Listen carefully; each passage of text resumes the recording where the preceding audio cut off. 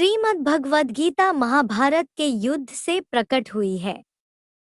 दो प्रकृतियां आपस में टकराती हैं तो गीता रूपी ज्ञान का उदय होता है। ये प्रकृतियां हैं दैवी प्रकृति और आसुरी प्रकृति। आसुरी प्रकृति का व्यक्ति दूसरे की संपत्ति को हड़प लेना चाहता है। पांडव अभी बालक थे, राज्य उनका था। जब तक पांडव वयस्क नहीं हो जाते तब तक यह राजदंड धृतराष्ट्र को दिया था, किंतु वह राज्य को लौटाना नहीं चाहता। वहां से चलकर भगवान कृष्ण कुंती माता के पास आए, उन्हें सारा समाचार सुनाया। कुंती ने कहा, कृष्ण मेरे बेटों से कह देना कि क्षत्राणी जिस प्रयोजन के लिए पुत्र उत्पन्न करती है वह समय आ गया है। यदर्थं क्षत्रिया सूते सोयं कालः समागत है। बेटो, तुम अपना अधिकार प्राप्त करने के लिए धर्म युद्ध करो। अब लड़ाई का स्थान निश्चित हो गया। दोनों ओर की सेना लड़ने को आमने सामने हुई। अर्जुन के सारथी श्री कृष्ण बने। उन्होंने उसका रथ ही नहीं संभाला, जीवन की बागडोर भी संभाल ली। भीष्म ने शंख बजाकर युद्ध शुरू करने का चैलेंज दिया। अर्जुन ने कहा, मेरा रथ दोनों सेनाओं के बीच में ले चलिए, जिससे मैं निरीक्षण तो कर लूं कि इस युद्ध में कौन कौन लोग लड़ने को आए हैं। भगवान श्री कृष्ण ने रथ दोनों सेनाओं के बीच में ले जाकर खड़ा कर दिया कि वहां अर्जुन ने देखा कि ये सब तो अपने हैं, भीष्म द्रोण आदि गुरुजन हैं।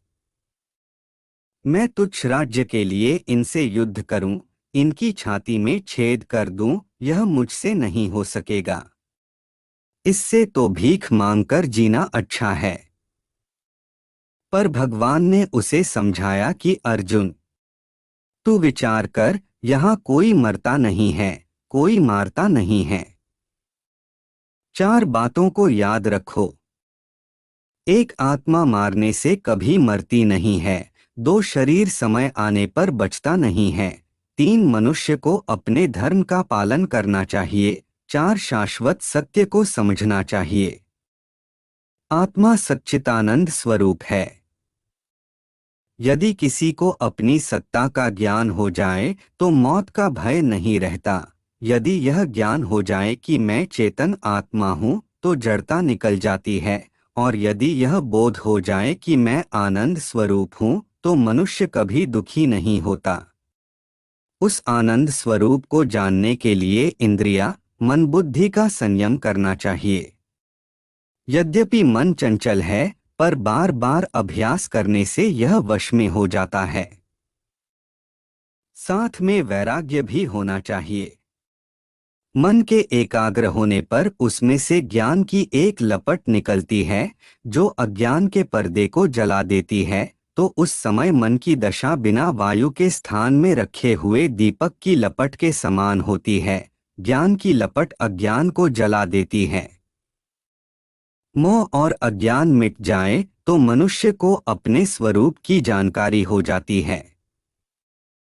अपने स्वरूप को पहचान लेना ही गीता के अध्ययन का प्रयोजन है।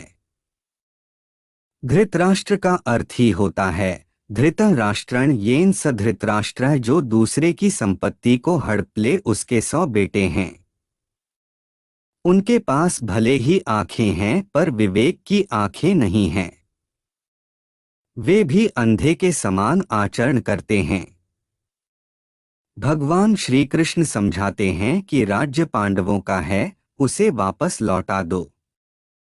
राज्य नहीं लौटाते तो इनके जीवन निर्वाह के लिए कम से कम 5 गांव ही दे दो, किंतु दुर्योधन 5 गांव देने को तैयार नहीं हुआ।